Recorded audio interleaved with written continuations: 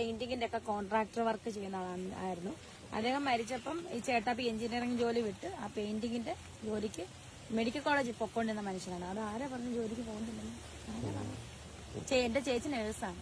പിന്നെ ആരാ ജോലിക്ക്? എന്റെ പപ്പ സുഖമില്ലാത്തോടത്തോളം ഇതുവരെ പുള്ളി അസുഖമായിട്ടും അറ്റാക്ക് വന്ന് ഓപ്പറേഷൻ ചെയ്തിട്ട് പോലും പുള്ളി ജോലിക്ക് പോകുമായിരുന്നു.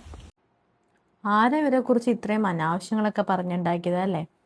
ഇത്രയും നല്ല മാന്യമായ ജോലികളും മറ്റും ഉണ്ടായിട്ടാണ് ഈ സുധി വന്നിട്ട് ഇവരുടെ കുടുംബ ചെലവ് മുഴുവൻ നോക്കിയത്. അതുപോലെ തന്നെ ഇത്രയും നല്ല ജോലി ഭദ്രത ഉണ്ടായിട്ടാണോ ലക്ഷ്മി നക്ഷത്ര സുധി മരിച്ചപ്പോഴത്തേക്കും ബോഡി വിട്ട് കിട്ടാനുള്ള പൈസ അടയ്ക്കാൻ പോലും പൈസ ഇല്ലെന്ന് പറഞ്ഞിട്ട് ലക്ഷ്മി നക്ഷത്രയ്ക്ക് മീഡിയാസിന് മുമ്പിൽ വന്ന് ഇരുന്ന് കരഞ്ഞതൊക്കെ? അതൊക്കെ ഇപ്പം ആരെ കാണിക്കാനായിരുന്നു? ആരെ ബോധിപ്പിക്കാനായിരുന്നു? ഇത്രയും കഷ്ടപ്പാടാണ് എന്നൊക്കെ പറഞ്ഞ് ലക്ഷ്മി നക്ഷത്രയുടെ യൂട്യൂബ് ചാനൽ വന്ന് നാട്ടുകാരെ മുഴുവൻ കാണിച്ചത് ആർക്ക് വേണ്ടിയായിരുന്നു? എന്നിട്ട് ഇപ്പോൾ പറയുന്നത് എന്താണ്? എല്ലാവരും തന്നെ ജോലിക്ക് പോകുന്ന വീട്ടിൽ ഒരു ബോഡി വിട്ട് കിട്ടാനുള്ള പൈസ പോലും തരാനുള്ള ആൾക്കാർ അവിടെ ഒന്നും ഉണ്ടായിരുന്നില്ലേ? അപ്പം അതിന് കടമയും ഒന്നും ഉണ്ടാവില്ലല്ലേ?